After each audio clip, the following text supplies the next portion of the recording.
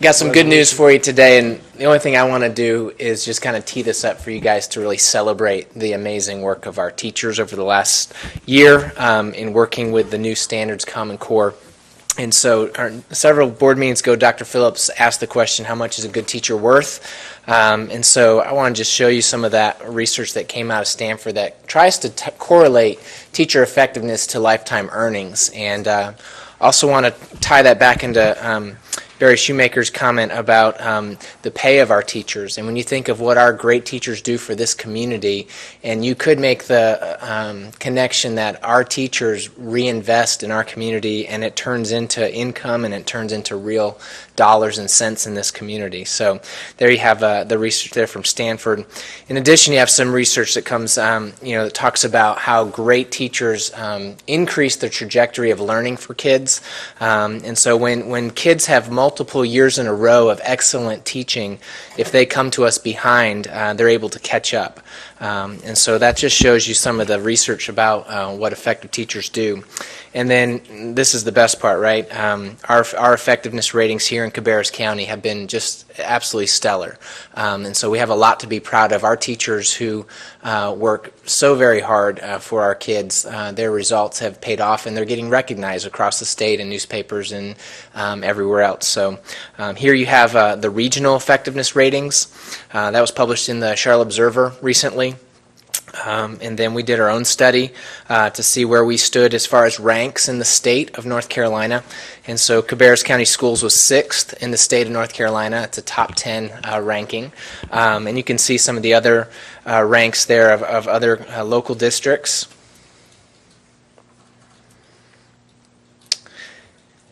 And then if you wanted to look at just the top 10, you can kind of see the company we keep there in the top 10. So I'll leave it to you to brag on our folks. Okay, and brag we will. We'll thank you for this information. This is fantastic, and we do have excellent teachers here. And I'm going to put her on the spot, but since we have a teacher liaison on our board, Ms. Courtney, would you like to comment on these findings? Absolutely. I think it's important that we understand that although these test scores are amazing, there's so much more to what our teachers do than just prepare for these tests. They're very important and we do a very good job at preparing for the tests, but I think it's important to know that teachers go above and beyond every day in every way, and I think they need to be acknowledged for that as well. Absolutely. Thank you very much for those comments. Rob, would you like to make a comment? That's excellent news, and that's why we're fighting to get the raises and get us on par and treat them basically what you deserve for the effort that's been put in. Thank you.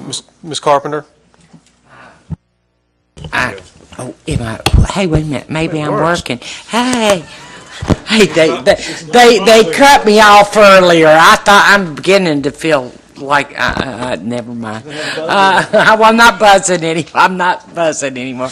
I could not agree with you more. I hear that more and more, and I just want to thank the teachers for everything they do. And we will say, we will get out and spread the word, and I'm very proud of our teachers and everything they do.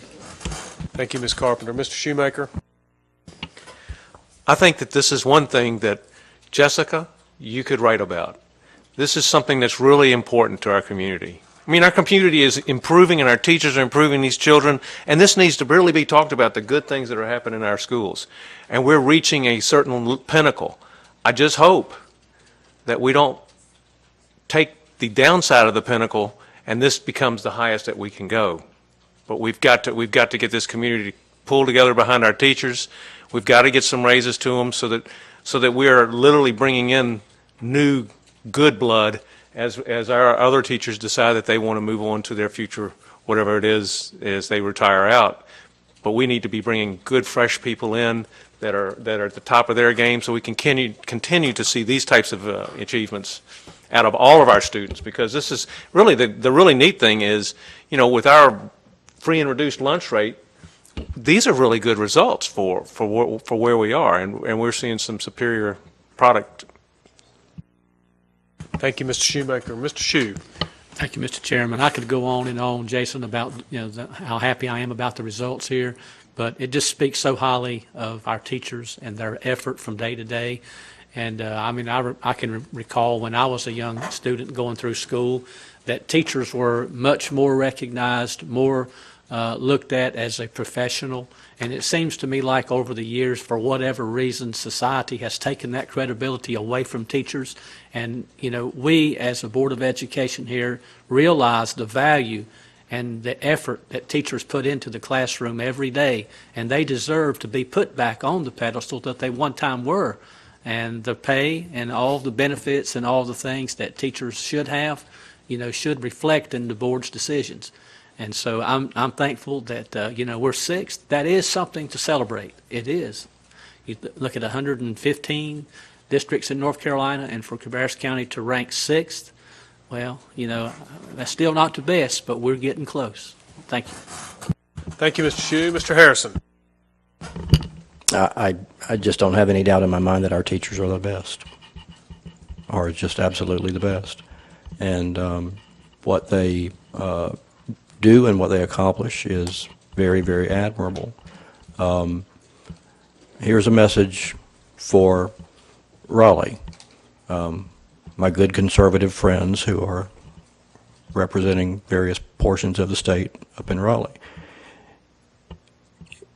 If one bank in Charlotte increased salaries 10%, you can kind of rest assured that many of the cream of the crop at other banks in Charlotte would start looking across the way.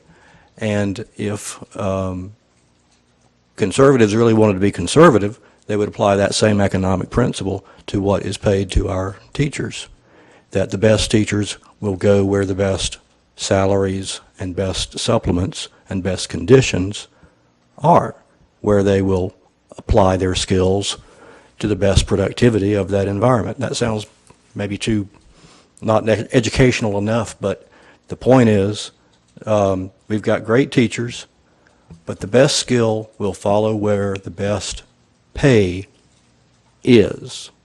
And I'm really hoping that Raleigh can make some changes very soon that begins materially rewarding our teachers in tangible, real dollar terms that they can see and improve their overall effectiveness. Thank you, Mr. Harrison. Dr. Phillips. Yeah, I'll just kind of echo what Courtney said, which is that it's nice to have these numbers to celebrate. It kind of confirms what I already knew, which is that we have a lot of very good teachers in our system, having had 3 children that have gone through it and thrive. But numerical test scores don't tell the whole story about the value of an individual teacher, and we need to have some mechanism that looks at the entire level of effort that a teacher brings to a class. And so we're not there yet, but I'll just say that this data point of 90.2% meets or exceeds, let's remember that when we talk about the 25% contracts. Thank you, Dr. Phillips. And I guess I'm going to add something not only to what Courtney said. Not only do they strive and go above and beyond and do a lot more of this, they also dig into their own pocket to the tune of about $400. And as we saw the other slide, the pay has remained stagnant for a decade, and there's no question the economic principle that you're going to lose, and we have been losing bright, good teachers. They're going to go into other fields, and they're going to do something else, and that's unfortunate, and that's a shame. So yes, we're celebrating what we know, we already knew, and how good our teachers are, and we want to keep striving for that. So we appreciate all they do and all the hard work. So Jason, thank you for bringing that to us, and I'm way back on another screen, so let me get ready, and we'll go to 3.03. Then we'll ask Ben Allred to come to the podium. Mr. Allred, go right ahead. Hey, good evening. It's a good segue, I guess, to go from outstanding teachers to outstanding students. It's the 3rd year in a row we've been able to come to the board meeting and present excellent AP data. I should thank Jason just for letting me present it instead of him, I guess. It speaks to the hard work of our students and our teachers and our schools as we look through this. Can I do that full screen? Is that okay?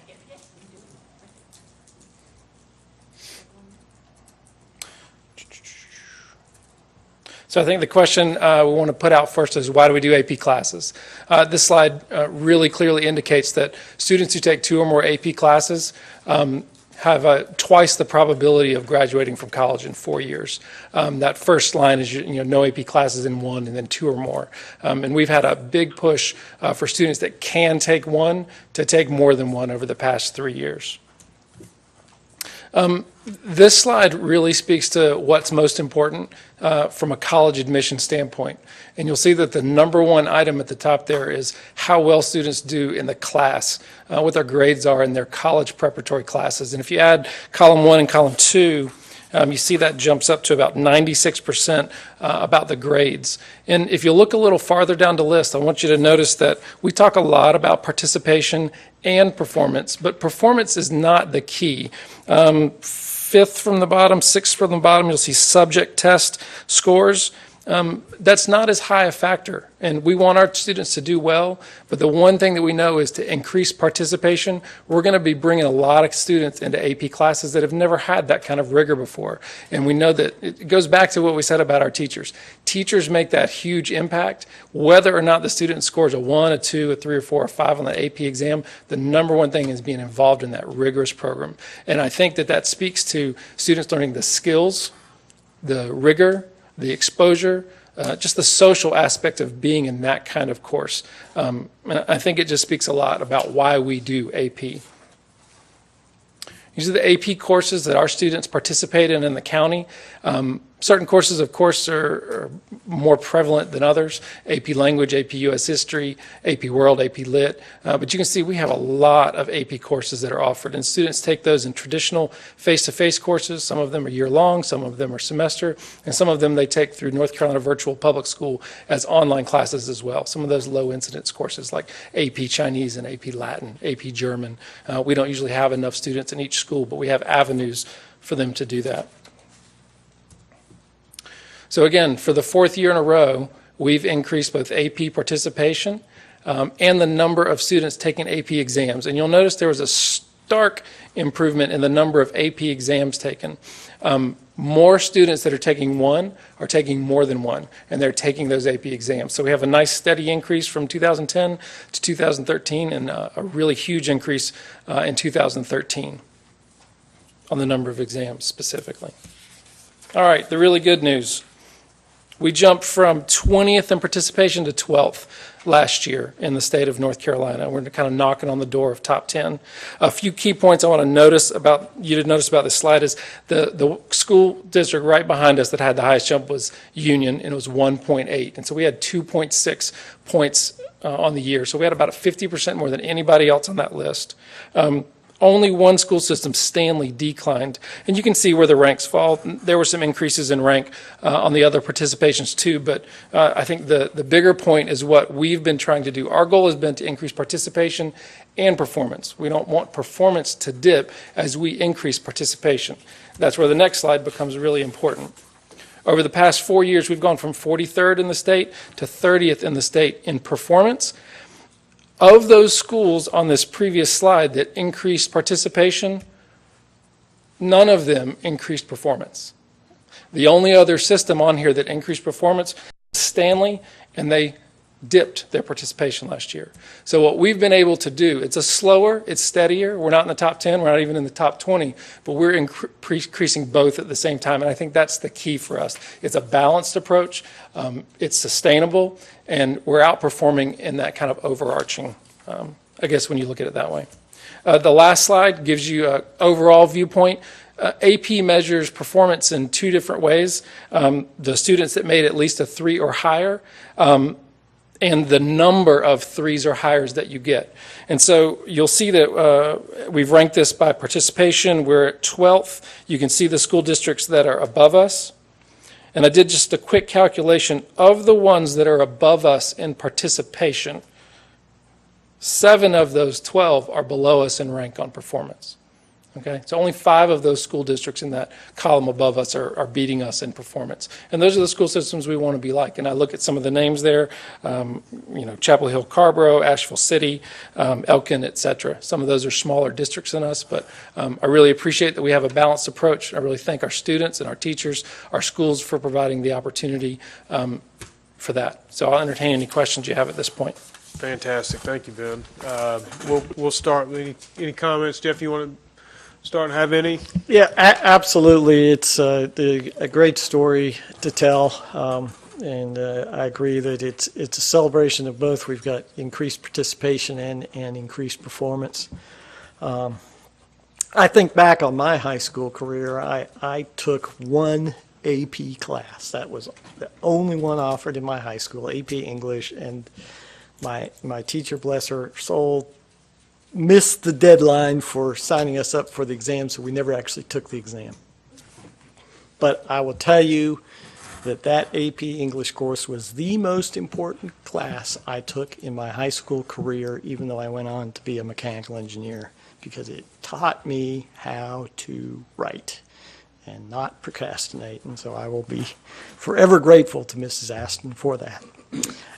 I look at today at my kids.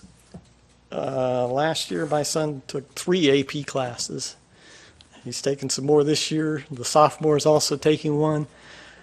I think it's terrific that they have an opportunity that I did not have, and I encourage you to just keep it up. Thank you, Dr. Phillips. Mr. Harris. I know you got them, but I'd like to see some data about students who take AP classes but then get college admissions and get scholarships and go on. The next page, or what comes after the AP classes, the AP classes lead to other forms of success that we currently are measuring and keeping data on. And Dr. Carla Black is always letting the world know how many scholarships Central Concord High School is accumulating. And I bet that there's a correlation in those scholarships and those college admissions to AP classes. But this is great news, and again, marvelous job that you're all doing. Thank you, Mr. Harrison. Mr. Shue, you have any comments? Just one real briefly. Ben, thank you for providing this report for us, you and whoever else prepared it. One of the things that's impressive to me is when you look at 2010 to 2013, how that the students taking AP exams and the number of exams being taken has just skyrocketed. It looked like a 30% increase every year, and you look at that to the number, it's about 3 times as many taking the exams than they were just 3 years ago.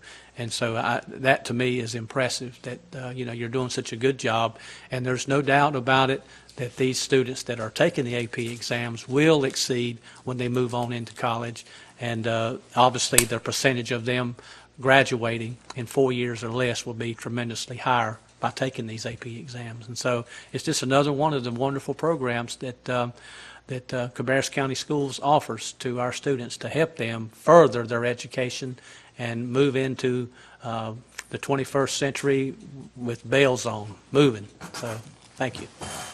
Thank you, Mr. Shue. Mr. Shoemaker. Well, all I can say is great work, students. They've done a great job, and they've learned a lot, and they'll get rewarded for this. And it's a really good thing for them and for their parents that they have this opportunity, because a lot of schools don't have the diversity of AP courses to be offered. When my daughter was in, there wasn't but AP Chemistry and AP History and a little bit of AP English and maybe some math, but that was about it. But I saw the large number of offerings, and now you're even into different languages to a high degree, and I guess you do a lot of online languaging there.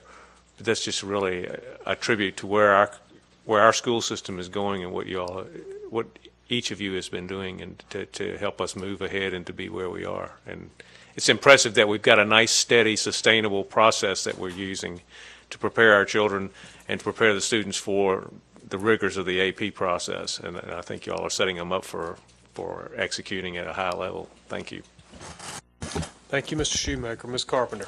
Well, I think it's wonderful, and and I'm sure you've got the data. I'd love to see the total of students that we have in AP. Do you have that number of students we have in AP classes, possibly?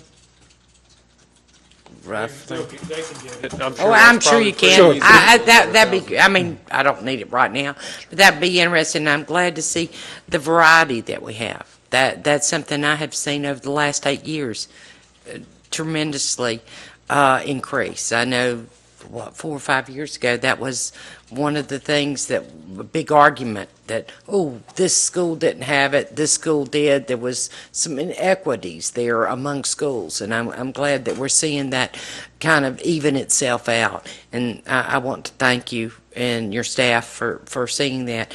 And hopefully we don't have those inequities now, that with the computers, with technology, and what we've been able to offer. And hopefully this will continue to improve, and with the technology that we are able to offer more and more. And I want to thank you and your staff and the students for being interested in this, and we will keep offering the different things for them so they can expand their horizons. And thank you so much. Mr. Walter. Well, just another reason why we're the clear choice for the offerings that we have here in Cabarrus County Schools. Questions I had, though, is does it break it down by demographics and minority students? How many minority students are actually taking these? We can break it down, and I'm really glad you brought that up. One of the big goals we have for next year is we get data from both ACT and College Board, which is our advanced placement program, that gives us the AP potential of a student to do well in an AP course, not based on their prior grades or attendance or behavior, but based on how they do on standardized tests. We give the Explorer in the 8th grade, the Plan in the 10th grade, and then we also have PSAT and things like that. So we'll be looking at providing data for our schools on how many students that have the potential to be in an AP course are in an AP course. It's another measure we're looking at for next year, but I can't give you that breakdown. We have that available. Okay, it just says if it's 61% of kids are successful in college. It's really which we should try to target a little bit more on the minority students as well. Then really the only other comment I had, what really stands out is the folks in Iredell County, what happened to them, because they're similar participation, but they dropped off quite significantly. Jason and I had the same question when we looked at the data. Thank you, Mr. Walter. And I just echo, great job, in making people aware and making students and their families aware of how important it is to challenge themselves with their course rigor while they're here, and it's going to pay dividends for them over the long run. So, great. Thank you very much. We appreciate that. And with that, we hope Kelly got nice and rested over there, and she's back. So we're going to move on, board members, for items for consideration at the business meeting, and the first 4.01 will be our budget amendments.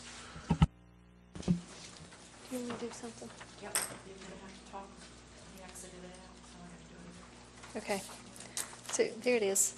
We're good. Okay. So we're going to do budget amendments while Kelly finds them for me, and we're going to start with our state budget amendments. And there are quite a few this time, and we were waiting on our state adjustment due to our ADM, and normally we get that in October or November sometime, but because of our Power School issues, it's taken a little while longer. So we finally gotten those adjustments. So we'll just start with our state budget amendments. The first one, we're getting our sales tax refunds too, so you're going to see a number of those on the document. So sales tax, the second one that you see is the third round of school resource officer grants, and that's our state funding. The next one is we received a 3D device allocation. We received significant dollars last year, and this is just kind of an extra allotment that we've received this year for technology devices. The next one is the transportation allotment for the early college transportation, and that's something you apply for. And if you apply for, you can get those dollars. They're not guaranteed, but that helps our transportation department out, services that they provide. The next one is for our EC developmental day allocation, extra funds that they've requested. And then the next one again is a North Carolina virtual school allotment adjustment. So what happens is at the beginning of the year, they adjust our allotment for the projection on how much they think that we're going to need for, or how much we're going to use for the virtual school. And then closer to the end of the year, they'll do a true up. So that's what it is an actual number. So does this mean that we're having to give them More more money? money than they initially predicted we would need? So we're using more than what they anticipated. Okay. Correct. The next one at the top of the next page, I'm going to scroll on down. Kelly, Yes. can I interrupt you on Yes, this? you can. Sorry. So we're using more, is that, in Mr. Allred's previous presentation, he was talking about the AP, so that would be one of the areas where we would be using more of this online NC virtual school, public school? Is that where we would see that increase, or is it somewhere else? I don't think you can attribute all to that, no. I mean, the APs online are minimal. This is just our kids taking a lot of classes online. They really do access online courses through virtual public high school. They take an extra class in addition to their 8. They take them over the summer. They take them a lot, so they really use it. But AP is a part of that, but not accounting for all that increase. So the next item, the budget adjustment that says record miscellaneous adjustments, because I've waited for the ADM adjustment, I wouldn't bring you just miscellaneous adjustments throughout the year. This is kind of spring cleaning, waiting for the ADM in case the ADM adjustment hit these accounts. The items, the amounts are so small, we wanted to do it all at one time. So now that we have the ADM adjustment, I wanted to clean up all of this to get us all in balance now. Okay. The next one is the summer reading camp allotment, the Read to Achieve, and that's the state portion that they have given us, and you'll see the local allotment in a few minutes. And then, of course, the last one is the state ADM adjustment that I've mentioned. We were at the better of the first or the second month ADM, we were at $30,077, so that's what we get our funding based on, and we know now that we are at a higher ADM than that. So next year we will be reflected at a higher funding level, but right now the adjustment is made on the better of the first, and it's always been that way. So that's why you're seeing the adjustment at that number. Okay? We'll go on to local. The first one is for the local match of the school resource officers, the round 3. The next one is to cover the local funds for the unfunded portion of the summer school camp, the Read to Achieve, and that's about $304,000 as we've predicted. And then the last one is the one we've talked about a little earlier, is to reclass the funds to cover the charter school expense. And we requested funds to cover the charter school expense, and we only received $600,000. Our current expense for the year is $913,000. That leaves us short $313,000 that we're having to cut out of our budget. Okay. May I ask a question on Yes, that? go ahead, Dr. So for Phillips. both that charter school payment and for the Read to Achieve summer camps, we're taking money out of 2.5100.001. That's teacher salaries, right? Classroom teachers. So we are giving up classroom teachers, which we just said in our budget, we need more so that we can have lower class sizes and more development time for teachers, planning time. And in order to rightfully pay for the charter schools, because they have children from our county and they deserve the same amount of money per pupil that we did, yet we're cutting some of our classroom teachers, and we are doing the same for running the summer camp. I especially don't like the latter. So that is an unfunded mandate from the state. You are correct. That is absolutely correct. Okay, go ahead. Were we not going to do, I mean, I thought we were getting to opt out on that summer camp. Did we not opt out on that? We've requested a wait. We've what? requested to move it from 6 weeks to 4 weeks, but we will still have to do summer camp, and it will still have to be the same number of hours. So.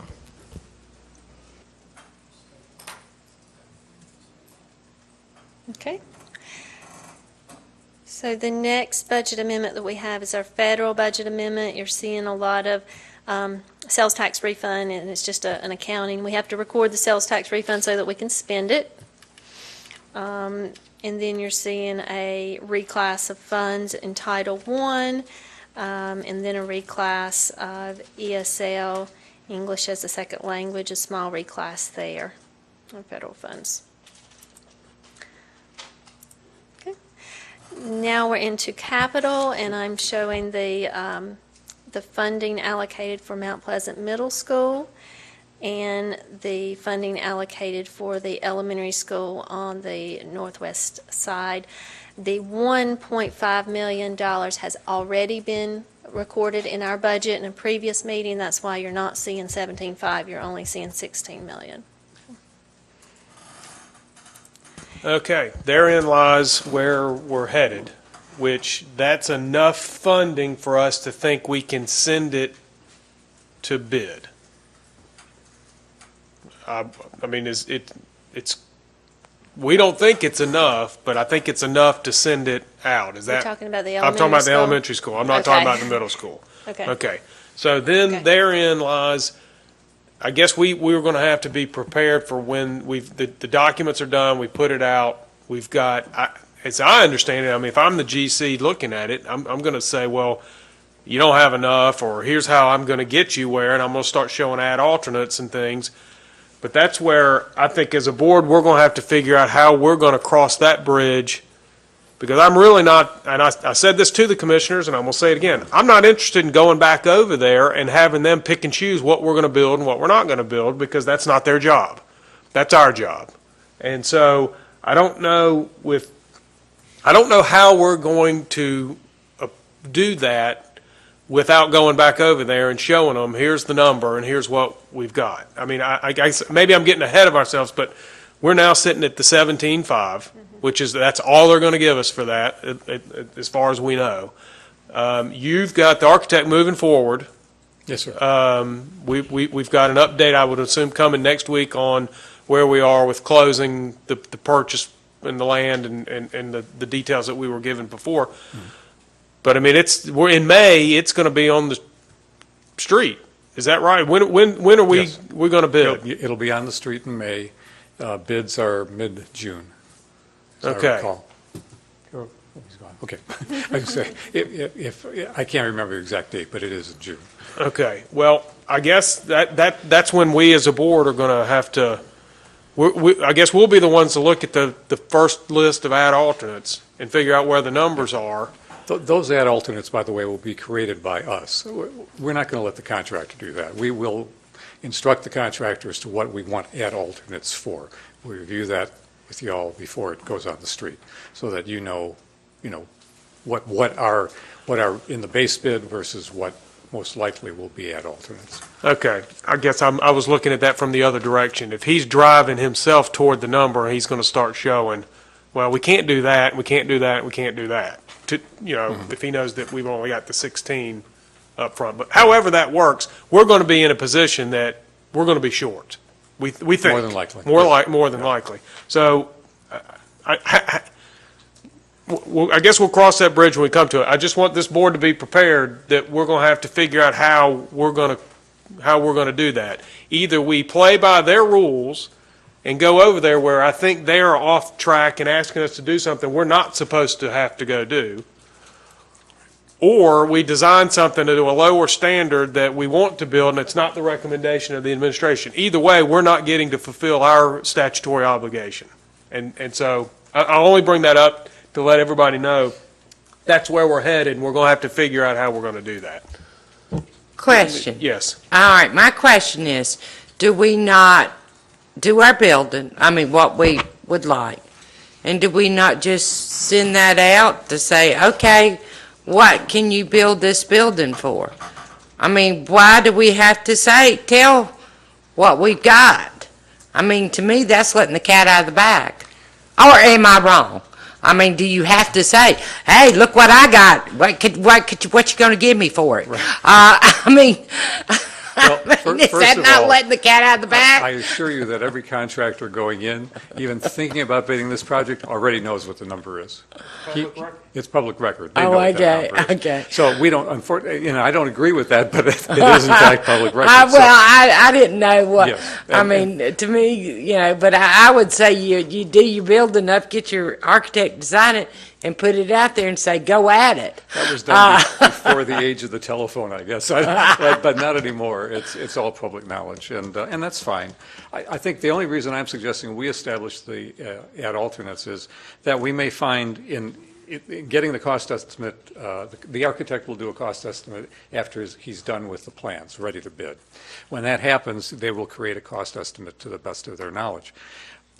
If it comes in over, what our recommendation to you as staff would be, let us determine what we want to do. Do we want to leave off a wing of the building? Do we want to not finish a portion of the structure? Come up with alternative ideas that we all can live with going forward, because at some point, honestly, there may be a situation where there's a period in time where the commissioners say, you know what, we just don't have any more money, and we don't have any more money to dip into to help build this, and there may have to be a portion of the building that doesn't get done right now. I'm not saying that will happen, but you have to plan for that condition, given the circumstances we're in. And in fairness to the contractors, you want to make sure that everybody bids it the same way. If this were design build, it would be a different animal, but because it isn't, because it's a standard bidding process, you have to make sure that everybody is giving you the same number for the same things. And so in that, you want the base bid to be clearly defined, and then knowing that that potentially could be more than money than we have, we want to have add alternates or deductive alternates, however you want to look at it, that would bring us down to a number that we might have to live with. And one other question, I think we've debated this numerous times. There has been more discussion on roofs than I've ever wanted to know in my life. And I know that with roofs, metal roofs, because I happen to have 2 metal roofs myself, and everybody always talks, oh, how wonderful. And the reason we got metal roofs is they talk about the life expectancy of metal roofs. And when I replaced my roof on one of my dwellings, I was told the life expectancy is forever and ever, that it's going to outlive me. And so I replaced mine with metal roofs. And everybody kept saying, of course, make sure you got a pitch on it, sure, because water will not settle. And so, of course, everybody's saying, now, why did we not put pitches on our roofs? And that's why we've got so many problems with leakages on our roofs and everything. Now, will these be considered on our new buildings? Portions of the roof are going to be metal, but not all of it. And I can explain that in more detail if I had a set of drawings. Oh, in front okay. of you. Well, but I mean, that was asked, metal. and I know that they've improved tremendously. We're not talking about the tin roofs we used to see years and years ago on the barns. I mean, the metal roofs now are so much better, and I mean, they last so much better, and so hopefully that's going to be one of the considers. Thank you, Ms. Carpenter. Okay, I didn't really mean to sidetrack us, but the point needs to be made that we're getting ready to go in uncharted territory, because normally we would have what we had given them as a recommendation, and they would set it aside, and we'd be going through all this, and then hopefully come up with a lower number, and then that's what they would fund, and we would move forward. But we didn't get the chance to do it that way. So this is going to be a little bit different. Mr. Shee, do you have a comment? I do. Thank you, Mr. Chairman. Carolyn, that's another reason why that we need to do 2-story schools, is because we have the metal roof with a high pitch, and you got so much square footage underneath the roof, that kind of thing. And obviously, like Mr. Wicke said, some areas, by it being so broad, like the gym and the media center and the cafeteria, you just about have to do a flat roof on those. Am I right, Mr. Wicke? But on the classroom side, you can do the pitch roof, and that's why we need to do 2-story on that. Okay, well, the $16 million that we have set aside, we may be off $1 million or so on that. I think we can maybe live with that if we do some alternates. But the thing is, the folks in that particular school district may have to consider as an alternate that it might be a gymnasium as an alternate or not. Alternate number one, the gymnasium, versus, we have to build with what we get. If that's what they're going to do, if they're going to dictate to us, well, this is how much you get, build to it, we may have to reduce the capacity of the school. We wanted to do 1,000, I believe. We may have to reduce that to 700, 800, and maybe cut off the gymnasium, as Mr. Whitkey suggested about, maybe build a school where you can do additions at some time. Well, that's just what it is. That's the way it is, and we'll have to work with it. But my real concern, though, is the Mount Pleasant Middle School. Now this 15.5, that does include the $2 million that we had for design and engineering, right? That's all of it. So that leaves us $13.5 million that actually goes toward the construction of the new school, the demolition, the asbestos abatement, the logistics of running a school while we're building the school on the site there. And my question is, we got technology, furniture, fixture expenses, startup costs, and all of those different things. And so my question is, and I'm hoping that some of the commissioners will take time to look at this whenever they get through with whatever they're doing downtown, is that where's the difference between $22 million and $13.5 going to come from? And it's not fair to the people that live in Mount Pleasant, because those folks down there have paid for 50, 60, 70 years for schools all over this county. In the northwest area, the high schools, the elementaries, the middles, they have paid for all of that. And those people down there deserve a full school with all of the amenities that all the other schools already have. Because if we did anything less, it would be inequitable to the students and the parents of Mount Pleasant. And that is absolutely not acceptable. And so what I'm trying to say is if we can't build the school the way that the Board of Education wants to build the school, then we've got a serious problem there. And, we are not the ones that provide the funding. That's not our job. Our job is to build the schools. It's the county's job to fund the schools and maintain the schools. And so far, it's been very inadequate. And so, my concern is I don't want to see the people of Mount Pleasant get shortchanged because of politics, because they deserve the same thing, the same opportunity that the people at Cox Mill, the people at Hickory Ridge, and all the other schools. They deserve equal and nothing less. And that's just what I've been trying to say all along. And as a member of this board, I've been fighting for the people in Mount Pleasant for 10 years to get this school done. And if we're going to do it, folks, we need to do it right. And I just want everybody to know that. And I hope the board will support that idea whenever it comes to the time that we're going to have to go back. Matter of fact, I don't think we can even bid it with this, can we, Lynn? I hate to put you on the spot, but hey, let's call it out like it is. We're not able to even bring it to bid, I don't think. Well, again, keeping in mind, you can only bid what you have money for.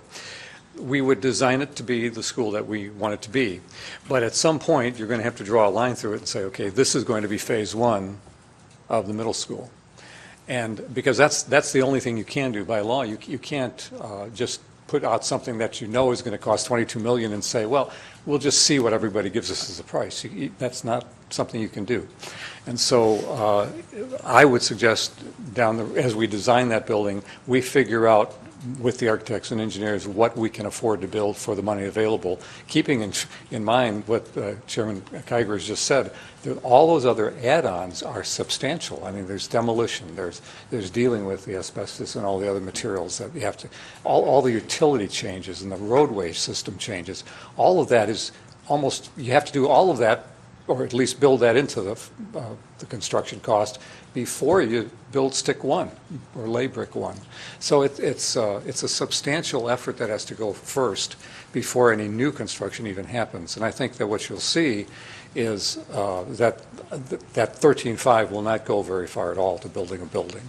you're going to spend a large portion of that in all the other things that we have to deal with on that site. So basically, what you're saying, Mr. Wicke, and honestly, if I'm incorrect, please correct me, because I want to pass correct information on to the people that are here and the ones that's listening to this. So based on what you're saying, we got $13.5 million. And from that, we'll have to build a school within that amount allotted money. So that might mean that we may have to do 6 or 7 add alternates. The gym be one, the auxiliary gym be another. I just can't see FF&E being an alternate, but that's a possibility. Yes, sir. In technology, that's a possibility. Alternates, add alternates, which means we build the school, and we got a structure sitting there on the piece of property, but we don't have the funds to finish it. And so, I can understand, why it's a state law that you have to have the money set aside before you go to bid. But, I just want everybody to be on the same page and understand that that's not enough money. And to my understanding, there's no plan. Mr. Shoemaker, you studied this just as equally as much as I have, and I can't see a plan nowhere that addresses these extra monies, whereas we're talking about getting more money.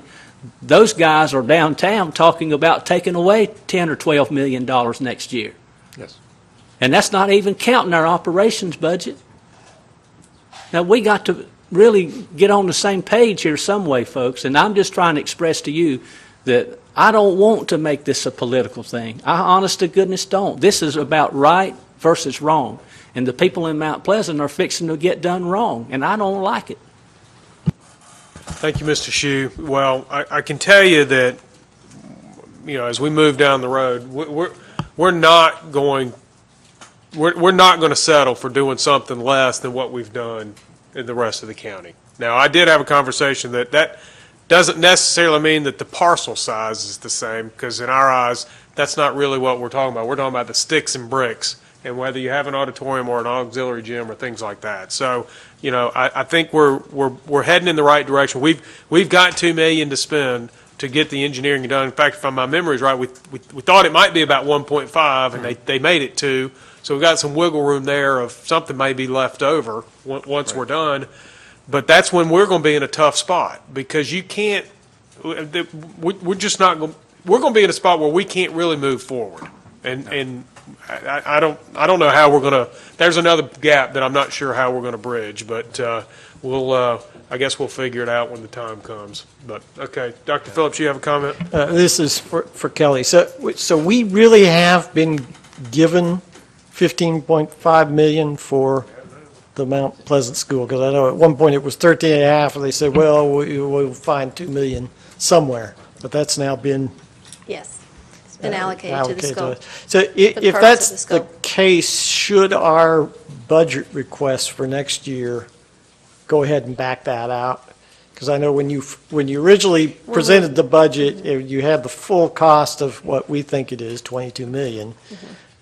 You said, well, at this point, we don't have the $15 million, so we can't show that we already have it in the books. Right. But, so if we're going to pass this, then it seems like we should change the number on the capital request. Right. Things continue to change as we progress, so we could certainly make that adjustment now to make that a harder number. And it makes it look very reasonable that we're asking for only $96 million. Thank you, Dr. Phillips. Mr. Shoemaker, you have a comment? Yes, I do. Just to put this in perspective, if you notice in the Friday report, a tentative schedule came out for the building of Mount Pleasant. So in response to what you were saying, Mr. Shue, we have till early first quarter of next year to secure the remaining $6 million to put this project to bid, or we'll have to drastically reduce the size of the project, which may mean we have to spend more design money to do that, or we'll have to delay the project. And right now the date of entry into the school, or the completion date, was anticipated to be August 2017. Yes, sir. And so the dilemma is where's the other $6 million going to come from? And as Mr. Kiger has so aptly put it, we're not going to sacrifice the quality of our schools just because someone wants us to do a lesser type of school. And so the people in Mount Pleasant need to understand that the whole project is at risk in the current standing of not being able to be completed by 2017. Thank you, Mr. Shoemaker. Mr. Harrison? I've gone into our schools, and I always walk into the main hallway, and I usually see some nice plaque on the wall, and it gives me visions of some ceremony where people came to that school and they had a ribbon cutting and they had the big old scissors. But I don't recall historically if any of our schools have ever had a second ribbon cutting or a third ribbon cutting at that school. What I'm getting at is if these numbers are as they are, it sounds like we're building a partial school only to build onto that partial school sometime off into the future. And one ribbon cutting, by golly, should be all we have to do for one good, complete school, as opposed to this piecemeal. And it's piecemeal. The approach, as we see it here, is piecemeal. And that's the rubber that's hitting the road that many residents and families and communities need to understand. We need to build one whole school that is a single structure and not piece it together over time. Do we have any kind of numbers or understanding of what's the cost, in effect, of building a partial school and then coming back to it X number of months or years later to build on the next phase of it? And then, there must be surely a cost. I don't presume that you could pull that out of your vast knowledge of this kind of stuff, but it seems like a deferment of the cost of the gymnasium or more classrooms, but actually there must be some cost of starting the project, in effect, back up again. And again, I'm just not looking forward to a second and a third ribbon cutting at a brand new school when it should be a 100% school that has everything in it that many other communities benefit from. There's definitely, that's a very good point, Mr. Harrison, that there's definitely a cost for the contractor to basically come back and restart the project, and that will cost you a substantial amount of money. I'm not prepared to give you an exact amount, but I can tell you that in any project, when you see the charges that come first for the contractor's setup and his establishment, as you will, of the site and all the preparation work that they do, the shop drawings and all that have to be handled, that's a substantial figure that you'll see in your first pay application coming from the contractor. It's not uncommon, and so contractors repeatedly tell you when you're dealing with them, you really don't want me to stop and come back. That's not an advisable path to take. In this case, we may not have an option, and the other thing is cost of money. Depending on how much time goes by, the cost of money goes up, the cost of materials go up. All of those things don't go in the favor of CCS or the county in that respect.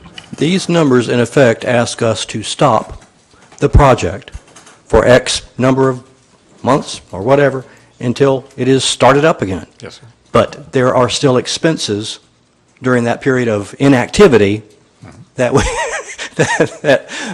would not have been there had we continued working toward a whole school. And I don't need to know those numbers necessarily, but it stands to reason that we don't stop paying just because we built a partial school. The one thing that we've been talking about very quickly is that the idea of keeping the existing school in operation, there are certain functions like water systems, electrical systems, heating systems that may in fact have to be literally purchased and put on site as temporary facilities to serve those wings, because we have to take down other parts of the building that contain the boilers, that contain the electrical service, all of that. That's the logistics that we haven't even begun to really study in great detail yet. So these numbers bake in logistical nightmares. Yes. Oh, yes, absolutely. as opposed to a whole school. Very much so. Mm. In my, As we say up in Rowan County, And I'll spell that for the media if they would like to put that in the paper. Well, the other thing that concerns me is if we know we're that far off, we've spent the $2 million on design, we can't move forward because, quite frankly, I'm telling you, we're not going to move forward if we know it's not going to be the school that they deserve. Well, then we've got a $2 million hole that we can't do. The codes change, whatever, while we're sitting around waiting for the funding to come in. So it's just, we're in uncharted territory, I guess, because we're so far off. It's a little different with elementary school because the gap's not quite as big. So, okay, maybe you can move it around, or, hey, if you go back for another, if it's just $1 million, but wherever, $7 million that were, it was 8.5, and they added 2, I guess it's 6.5 now. That's such an enormous gap that's not just going to go away. And that's the problem, because we're going to have a lot invested in a set of drawings that we might not be able to move forward on. So, Miss Carpenter, excuse me, you've got Carolyn, yeah, you had a come flashback to like third grade or something. You, Miss Carolyn, you come, Miss Carolyn. 2 points I'd like to make. First of all, one of the things you can do is you can go back and you can check Winecoff and see how we did that. That was the school we built on a site with the existing school that was going on. That you can maybe get some comparison. Second of all, that you can go back, and it's not really a start from beginning, but it was a school that we opened, and then we had to go back and add on pretty quickly after was Boger and Fur. But it was really quickly after we had just did the school, so you can kind of get a comparison there. That because it wasn't too long after we'd built that school that we had to do it, and we had to put some comparisons. So there you've got some comparisons there, and it wasn't cheap. And when we had some costs there, and we had a bigger cost at Burr than we did at the other because of the retaining wall. And one of the things I would like for you to, if you could get, and this is kind of a sidebar, because we've had some real comparisons to Winkler. I was wanting to see if you could get me the data. We ran into a very big problem out at Winkler when we did Winkler with water because of the drought. People seem to have forgotten that. We ran into water and rock problems tremendously out there. And I'm sure those are all included in the whole cost of that school. I would love to have the breakdown of what we paid because of that problem. People seem to have forgotten about that because it was a tremendous amount. And I know that is added into that cost of that school. And I would like to have what we paid on that, because I know that was because we ran into a lot of problem out there. So if I could get the breakdown of what we paid on that, because I know that's been added into that cost. Thank you. Thank you, Ms. Carpenter. Any other comments on the budget amendment before we move on to Other than local special funding? To me, it would not make sense to move forward with the school until your full funding is in place. So it's really up to the commissioners to come up with the additional $6 million. I think they are giving Kannapolis a $23 million middle school, are they not? Mm-hmm. So, yes. We're kind of in a hole, like you're saying. You're going to design a school, but you won't be able to build it until it's... That's right. Okay, let's move on. Mr. Shea had one more comment. Yeah, and Ms. Carpenter, also remember that Winkler was one of the 5 least expensive schools that was built in North Carolina. 4 of those were Cabarrus County, and one of those was the Winkler Middle School. Now, so obviously, that school costs more than what we're expecting to pay for the Mount Pleasant Middle School at $22 million, and that was a much lesser expensive to build. So, and I think that we've accounted for that when we look at building the Mount Pleasant Middle School at $22 million. All right, now that's what I wanted to say about that. Now, I want to talk about the budget amendment again. And this is where, Ms. Stone, I know you've been listening to all of this, and this is where you come in. Normally, the Board of Education approves budget amendments because of the request from the superintendent and request from the finance office. When we got a situation right here, such as the Mount Pleasant Middle School, going into this, knowing good and well that we're going to be a minimum of $6 million short. The question is, do we have to accept this and approve this as it is?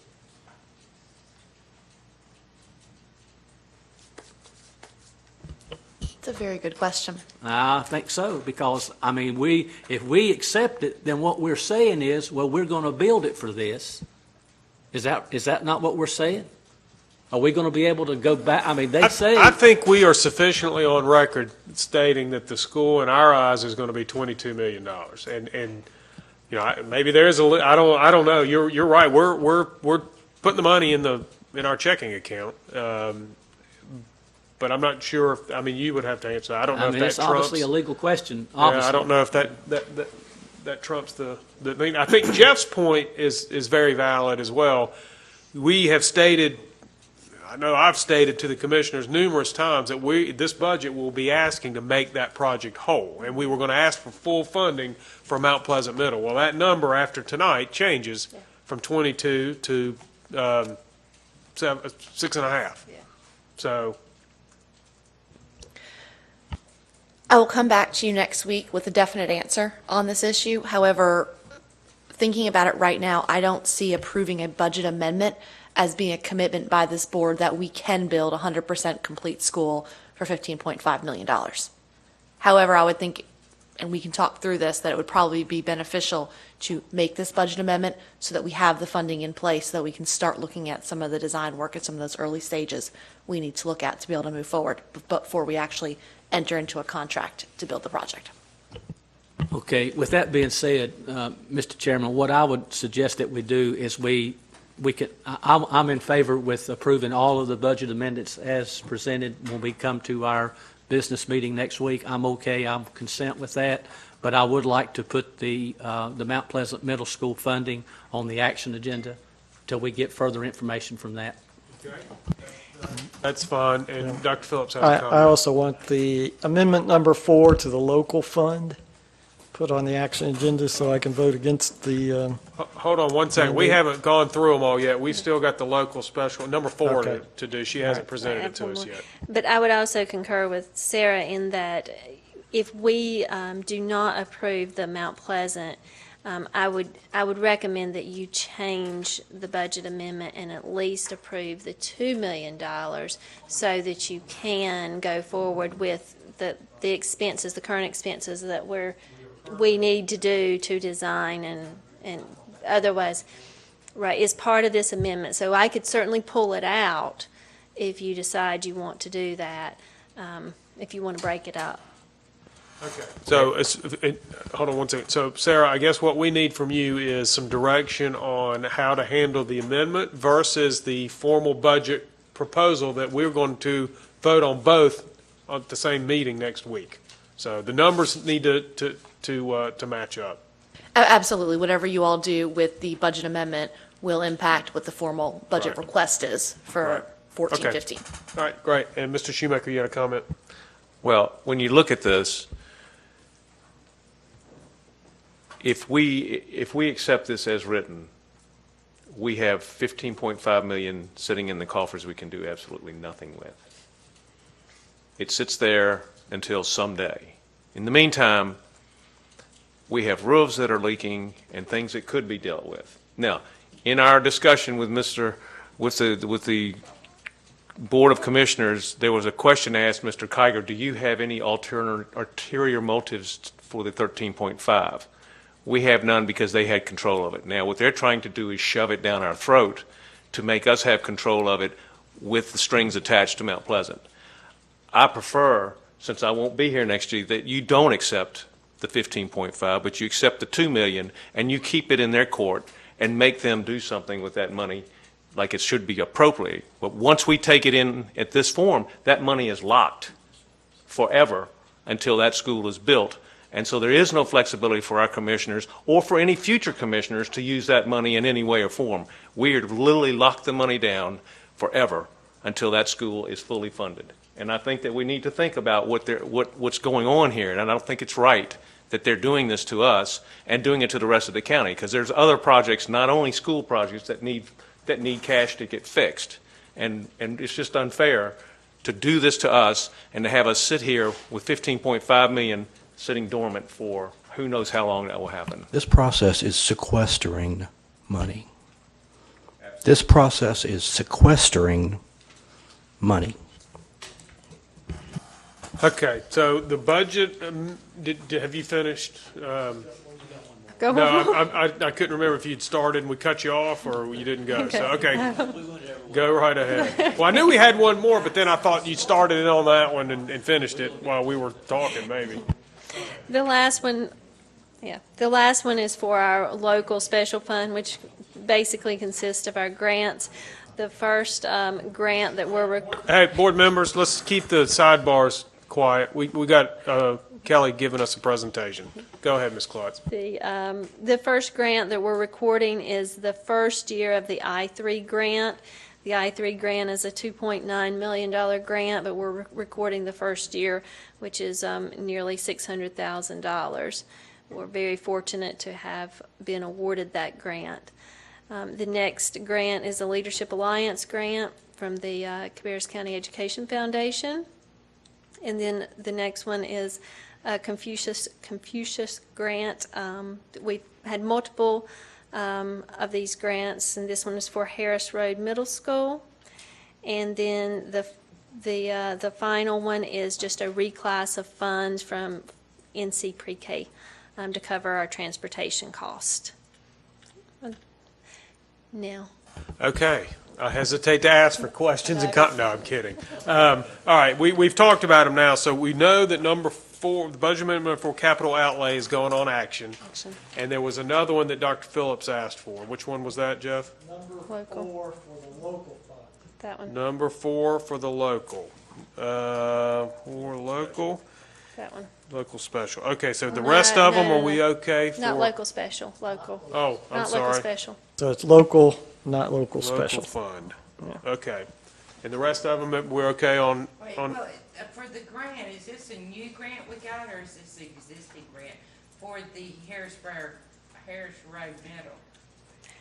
The $10,000, is this a new grant? Several of the schools received this grant a couple of months ago, all at the same time. So it's new this fiscal year. And what will that be used for?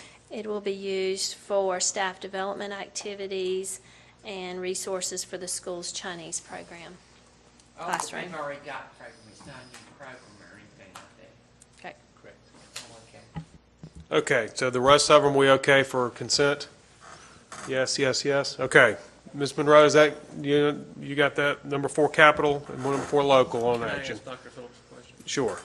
Dr. Phillips, on the local fund that you wanted to put on the action agenda, were there specific items that you had problems with on that one? Or that you Yes, wanted to I have discuss? problems with funding the summer school program out of our regular school teacher budget. That, to me, is not something that meets my priorities. And I also have a strong resistance to rubber stamping unfunded mandates. So I will vote against it, and if the state wants to take me to court for it, then I'll ask for a jury of my peers to say whether I'm in the right or wrong. Can I ask, Kelly, can I ask you a question? On that one, can you take out the one that has the resource officers on it and create a separate fund budget amendment for that one and have this one separated out? Or can you literally segregate dot points out of these budget amendments and vote on them separately? So I can separate them. But if the board is going to tell me we can't use these funds for reading camp, then the administration has to go back and find a way to do this reading camp without the funds. And that doesn't happen easily, does it? Well, it's coming from somewhere. So, and we can, I know you're, Barry, you're not going to be here next Well, week. I was just, But I we'll have- wanted to make sure the resource officers didn't get boogered up with this, Right. excuse me for the word, but I Right. didn't want them to get mixed up with this I other can- thing, and that was, I because can we've do worked what hard to you're get there. asking. I just want you to be sure you know what you're asking the administration to do. You're asking, if you vote, a majority vote, the administration has to find a way to provide summer school without the funds to do it. Okay, well, I guess my suggestion would be between now and next week, when it's discussed at the action agenda, you have some sort of something that doomsday scenario that you're going to have to lay out for us before we do it. Okay. No, I mean, because that- $304,000 pays for almost 6 full-time teachers. That's correct. So I want to have an explanation as to why it is worth our while to get rid of 6 full-time teachers from the regular classroom year to run summer programs, when we don't even know how many students are going to be in that summer program yet. Are we really getting rid of 6 teachers, or where is it? No, but certainly we could afford to hire 6 teachers if we didn't have, If the camp wasn't hanging over our head. right. So, okay, well, Right. it's on the action, we'll discuss it next week. Is it, And my question is, why do you take it out of teacher's salary instead of taking it out of a fund balance account, which we are supposed to have as savings? So they're one and the same. So when I'm looking at my budget and I'm preparing for these things, these unknowns, I put these dollars that are unknown into this account, this teacher account, that I know that the county didn't fund me for charter schools, and I know that I'm going to have these unfunded expenses that I have to do. So I put it here and I set it aside, and I don't hire these 10 or 20 teachers. And if we get going through the year and I don't have these unfunded mandates and I don't have all of these other things, then I can hire some teachers and I can release Jason to go forward. But that's not what happens. What happens is I have to pay these charter schools, and I have these read to achieve expenses so it's all in the planning, and so it's one and the same. It's So dollars. it is fund balance, it's not just a teacher account then? It is sitting in a teacher account this year, and it would go into fund balance if we didn't spend it Next year, next year. next fall.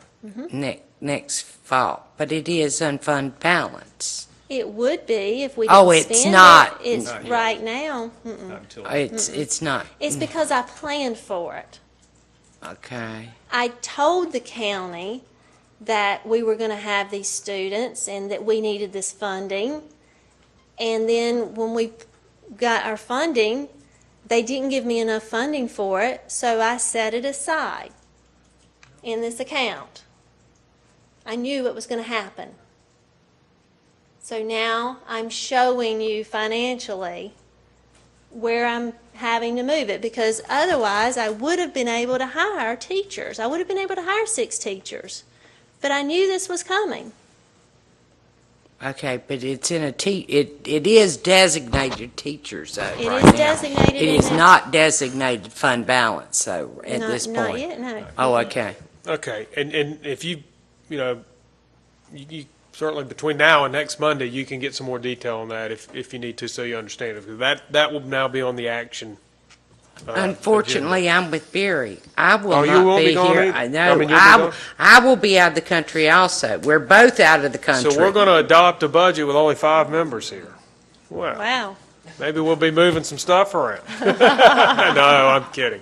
Okay, let's move along, and thank you, Kelly. We'll ask Jason to come up, and we'll talk about Head Start. So tonight is the annual application for Head Start. We've done this every year for many years. Do you want to grab the just a quick overview of what Head Start is for the board, and some of the. So, as you know, Head Start is primarily a preschool program. We combine it with our NC Pre-K at Long Preschool. Serves low-income families focuses on cognitive, physical, social, and emotional development. And in the aggregate or in the entire nation, over 30 million children and their families have been served with Head Start over the years. Here's our vision and mission for Head Start in Cabarrus County Schools. Our vision is that Cabarrus County Board of Education Head Start is committed to creating a foundation for lifelong learning that embraces the diversity and values of the community that it serves. And the mission is to empower through education children and their families to become self-sufficient citizens in our society. Here's just some facts about our pre-K and our Head Start program. We do partner with pre-K to maximize funding. 176 students, mostly 4-year-olds, but we do have some 3-year-olds involved in the program. And we do provide some special education services to those students. In the application that you'll read, it includes all of these plans. If you had time to read that, we won't go over those tonight. Hopefully you've had a chance to read those. It's kind of reads like a school improvement plan, goals for the future, etc. And here's some of our readiness processes that we've built into that plan. And then finally, one of the board members asked, what are some of the research around Head Start or pre-K? Does this really work? And so here you have some large studies that kind of speak to the efficacy of pre-K and early childhood education. We have started tracking students who went through our Head Start and pre-K program in our school system. We don't have that data yet, but we will have it at the end of this year for our current kindergartners who were in pre-K to see how they do. And I'll take any questions at this time from the board. Board members, any questions about the Head Start application? We'll start with Mr. Walter. So we have 176 students, and what is the waiting list for that? It's 300 to 400. So 300 to 400. Don't get into this. I've walked through the building. We have 4 empty classrooms in that facility. And it's a funding issue, and the combination of funds between it. We only get a certain amount of funding, so unless we want to come to the table as a school district and add funds to that pot of money, we really cannot expand the program at this point. What would that cost? What does that cost? You're looking at a teacher per classroom. I would say $100,000 per classroom. And the other thing I heard that we're not doing transportation next year. That's correct. So one of the things that we've, through the process of looking at our budget, a couple things came to light. One, the transportation department, part of Dan's savings that we've been noted for is that the transportation department wasn't appropriately charging Head Start for the transportation costs. So it was billed at a lower rate than it should have been. So when you put that cost in, it really becomes prohibitive, and we would have had to cut a classroom or a teacher. Then combine that with the large waiting list. We want to serve 176 kids, and we believe that even without transportation, we will serve 176 needy families. So at the end of the day, we'll be completely maxed out. Do we know how many we lose because we can't provide transportation? I don't know that, no. Because that's probably a pretty big impact on those families. Well, remember, Head Start is primarily 4-year-olds, so all those 4-year-olds are going to go to kindergarten. So they're only in Head Start for mostly 1 year. Okay. Ms. Carpenter? All right, one of the things I can let you know that each of the applicants were told, well, last year we had cut transportation out in the 5-mile radius. They did not lose as many as what they thought. And also, the applicants were told when they put their applications in that this was a possibility. So they were kind of told beforehand.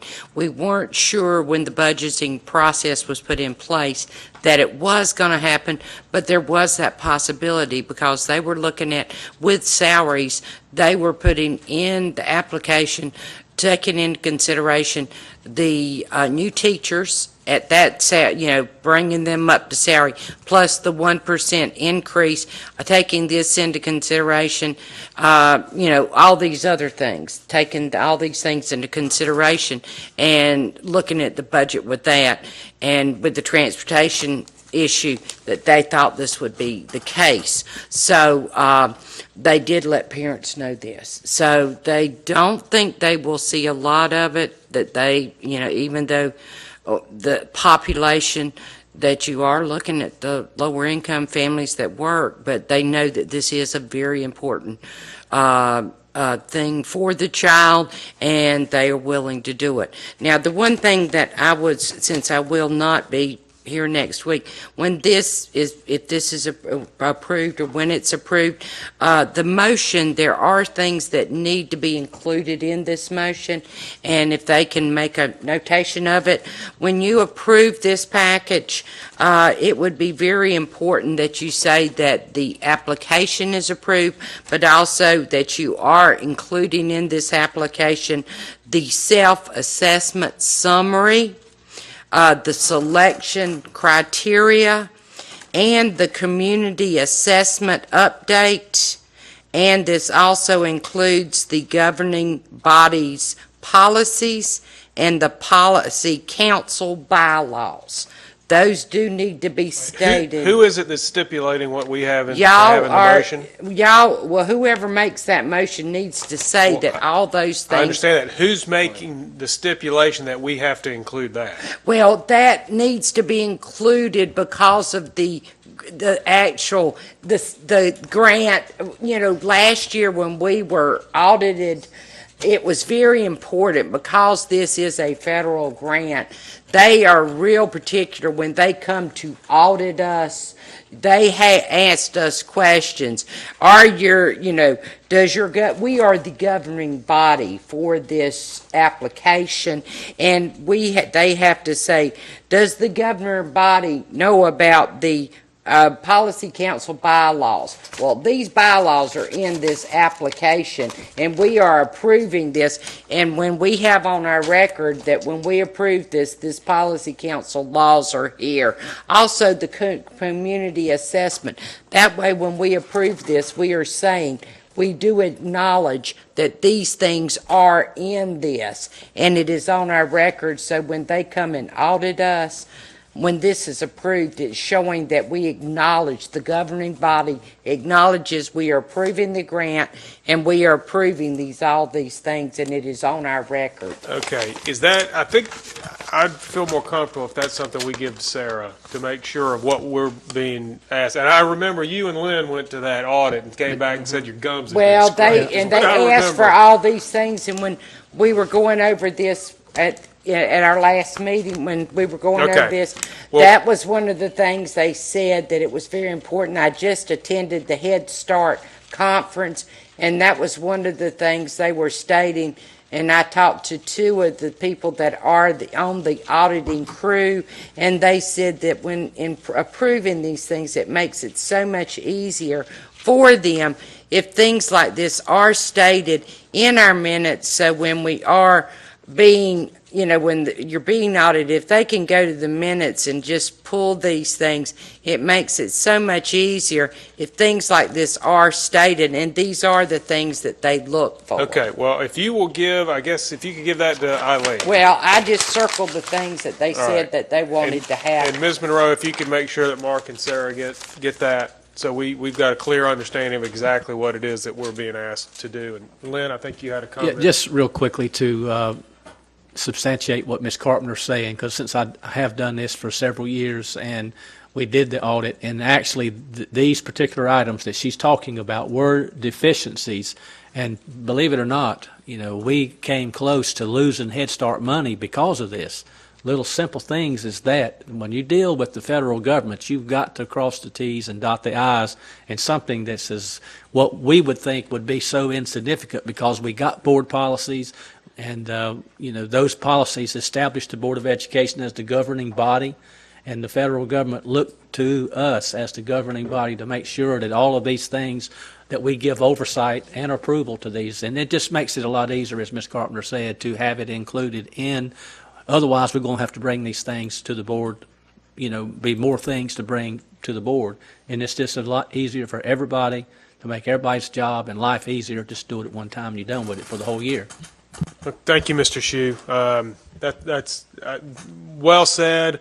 I want the oversight. I want to make sure we know exactly what we're doing and what we're not doing, because that's different than what we've done before. And we did talk about that previously too, so that's fine. And Carolyn did go. In fact, we're going to talk about training hours for being at Head Start. So, any other comments, Dr. Phillips? Oh, David, you got one? Only whether or not it's appropriate to align our policy with these types of tight regulations. I mean, our policies are in effect trumped by the federal requirements, and I don't necessarily have a problem with that, but we shouldn't have any policies that allow us to act differently in this type of case, and that our policies possibly should be looked at long-term I guess I'm thinking more of, Carolyn had mentioned that, I guess in the training or whatever, that they had specific things of this board, even in the motion to approve the application. It doesn't have anything really to do with board policy and how we're handling Head Start. But I just want to double check and make sure of what we're being told makes sense with what we're doing in the motion that we're going to approve. as long as we're Yeah. alignment Dr. with. Phillips, you had a comment?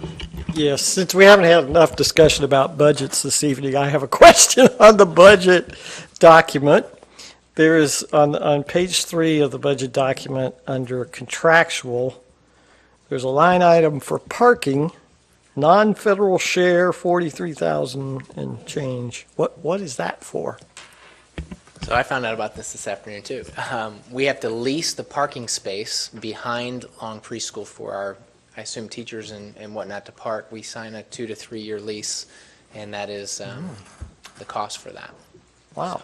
They said they said to me when they had assembly, there's no parking for the folks that were coming, like an event like tonight where they were doing, Okay. I guess. Yeah. Okay. They have the So- tiny little parking spot in front, which you can hook up, maybe put 6 or 7 cars, but then we lease the parking space in the back. Okay. Well, that's yet another reason to move out of the long school. It's part of the long-term plan. Okay, thank you. Eileen, we'll put that on action. So, Oh, because yeah, so we'll be on action. So we'll move on to 4.03, and Jason, you can stay there, and we'll talk about the Novation Memorandum of Understanding. So I apologize for getting this to you late. I'm going to assume that most of you didn't have time to read it, but let me start by just kind of putting a bigger picture around this memorandum of understanding with a company called Novation. This is a unique opportunity that we have in Cabarrus County, in part because of the really, really strong work of our curriculum writing folks. But I do want to take the opportunity to talk about district resources for a moment. Several of you were with us as we had the President's Council a couple weeks ago, and we talked about the future of resources, not just in Cabarrus County, but everywhere, right, which is digital content, moving away from textbooks, and so this aligns with some of that work. And so this was a slide that I shared at the President's Council that I thought was really telling, and Mr. Shoemaker mentioned this earlier tonight, just the loss of textbook allocation over the last 6 years. And you can see back in 2008 we received approximately $2 million for textbooks, and that was an annual recurring line item in our budget. That went away in 2009, was away in 2010 and 11, and then we've started to get a little bit back. But I put that in there to kind of show you that our teachers, while they've done a bang-up job with new standards and just done amazing work, they've done so without a lot of resources that are aligned to Common Core and the new essential standards. And so we're now starting to get some of that money back, but not nearly enough to really fill the void that's been vacant over the last 6 years. So what we've done is, I believe, somewhat innovative in that we've really kind of posed a hypothesis, kind of asking this question. We're starting with the assumption we're not going to get $2 million back. And so if we did, great. But we're going to start with the assumption we're not. And so we ask the question, is it possible to teach most of what we need to teach in public schools, kindergarten through 12th grade, through online content that is free and available on the web? And in fact, if you were to talk to many of our teachers, they would tell you that's exactly what they do every single night, is they go online and they go to Google and they search for resources, and they try to figure out what they're going to teach tomorrow and how they're going to present it to their kids. And so we've asked that same question, and if the answer is yes, then really part of the challenge is really finding out what is good content and then how to organize that content. And so we've partnered with a company called Novation, and they have a product called iCurio. And what they've allowed us, what that product has allowed us to do, and I'll take you right to here, is really tailor our content to our curriculum maps. And when we met with them, it was very clear that Cabarrus County was in the driver's seat with them because we had a very clear, coherent curriculum from which to work from. And so while they go selling lots of resources to districts, we said we want you to tailor your resources to our curriculum. In other words, we want to minimize the work for our teachers. We want to put it in an organized structure so that it makes sense, and it's the way that we teach every single subject, kindergarten through 12th grade. And so you can see just a snapshot from the computer screen of an organizational structure. It's not rocket science. It's simple folders. But imagine if inside of these folders was hanging tens of thousands of pieces of digital content based on our curriculum that we've written as a school system. And so we've piloted this with biology, 8th grade science, and now math 2, and we're getting teacher feedback on those resources. So that's kind of the direction we're heading for resources in general, digital content for our students and for our teachers. The item that's before you tonight is this company saw the value in that and said, wow, no one else is asking for that, and that's actually pretty cool. And so we would like to take that product and sell it as your curriculum and give you 10% in return. And so the memorandum that you can read this week, and I know many of you haven't had a chance to read it, so you read it this week and we can talk about it in depth next week, is a contract that would give Cabarrus County Schools 10% of sales in North Carolina for the hard work of our teachers. We would then be able to take that revenue and invest it in more resources for our teachers. So it's something we're really excited about, and I'll entertain any questions that you have. Okay, board members. As he said, we were late getting the document, so you may have some. You may have to read it this week. I'm going to assume this is going to be on action because there's just a lot to talk about here. So you can ask some tonight, and we'll have more conversation next week. We'll start with Mr. Walter. Yeah, isn't the same company that gave us a in-kind donation or grant for the part of the I-3? Yes. So were we already working with them prior to that? Is it? We weren't working with them prior to that. We had just started talking with them about this this process. We hadn't signed any agreements with them when they agreed to be an in-kind partner. So several companies were in-kind partners for the I-3 grant. Some of them will materialize, some of them won't. So what are they providing us with? They provide us with digital content For the I-3 grant, the STEM? Yeah. Mm-hmm. Okay. Yeah. Okay, Ms. Carpenter? One question I have, because I did some reading, and I do have the article. I'll share it with you. It was an article that was talking about, that digital content's good, having your books, digital's good, but not all of them, because there is value in still having the great still paper and everything that, and I want to give you that, because they were talking about the advantages, and this was a study that was done Harvard or one of the Ivy League schools, and they were talking about what the advantages was to keeping the hard copies. And that's my question. Are we still going to have the hard books also? Absolutely. Courtney would probably say yes. Yes, good, because and I'm the same way. I don't read online. I read books by paper. Well, I am one. My husband, yeah. he reads the paper on the tablet Sure. and just loves that.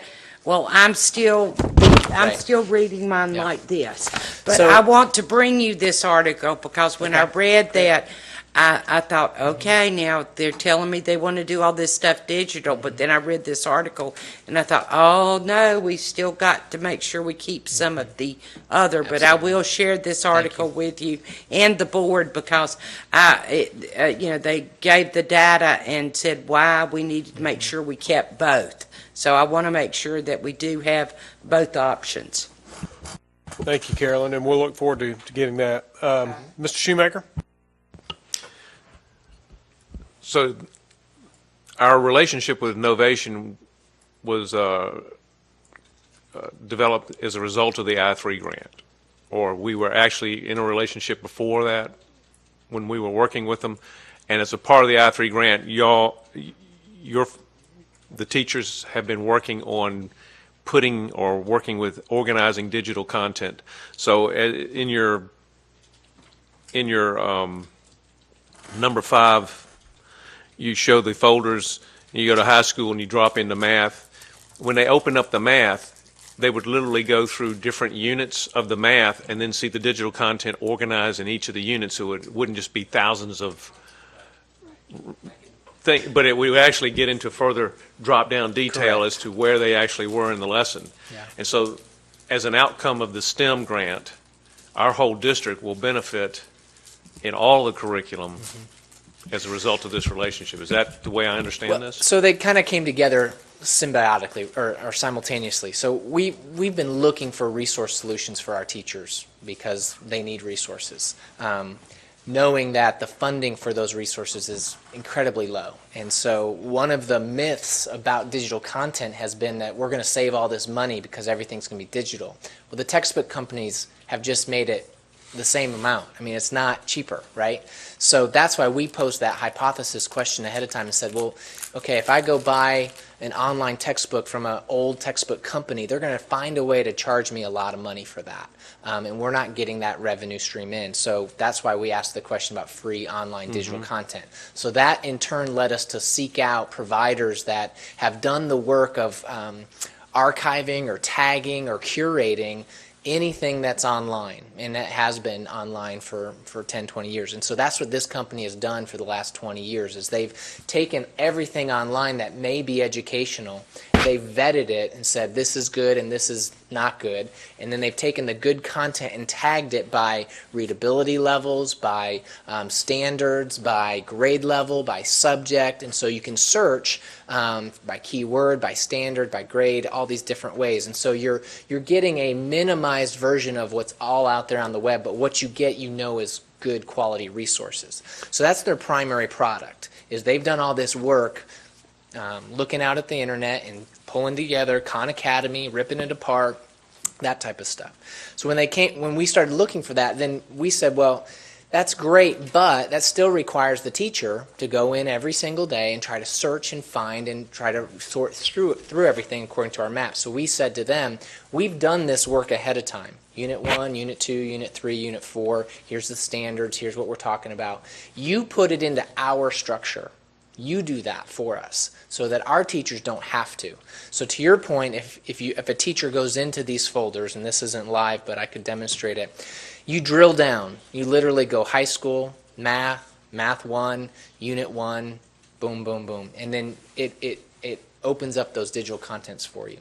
And the students and the parents would potentially see that as well, depending on the access that a teacher gives those students and parents. So Novation has gone through and, lack of a better word, vetted the digital content out there. So they get this massive library of connections. Yes. Then you've asked them to work with you to help compartmentalize each of those into the appropriate areas that would be applicable to a specific unit, and build it into their process. And as a result, if they now want to offer it to other districts that want to kind of follow our curriculum, then we would get a 10% share of that for 1 year. And then it's renewable for every year afterwards. Yeah.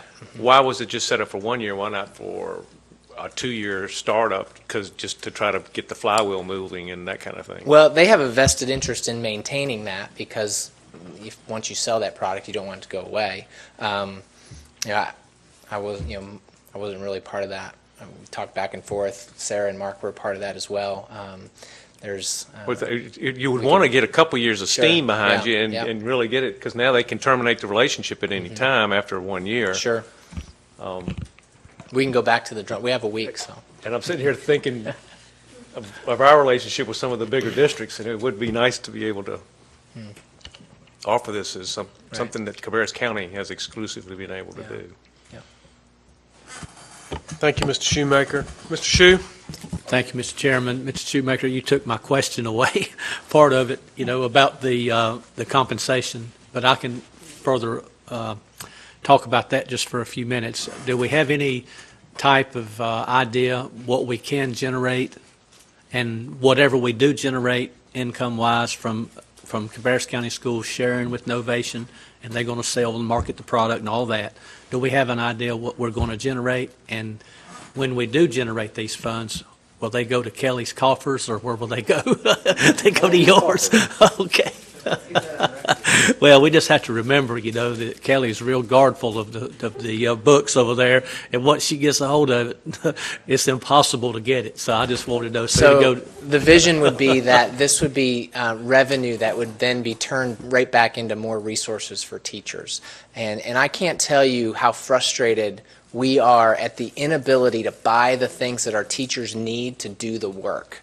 And when you hear the stories of teachers spending hours, literally, nightly, and the same teachers who are working multiple jobs, trying to prepare quality lessons for their kids, and needing to go research and pull this and that, it really kind of tears your heart out. So I would demand that that revenue come right back to CNI, and we get to spend that. Well, at least on we even settled. more At least we products. settled that part That's pretty right. quick. Do you have any idea what it's going to be? Yeah. Jason? So year one estimates was 150,000. Year two is 250. That's wonderful. Yeah. Thank you very much. Thank you, Mr. Shue. Mr. Harrison?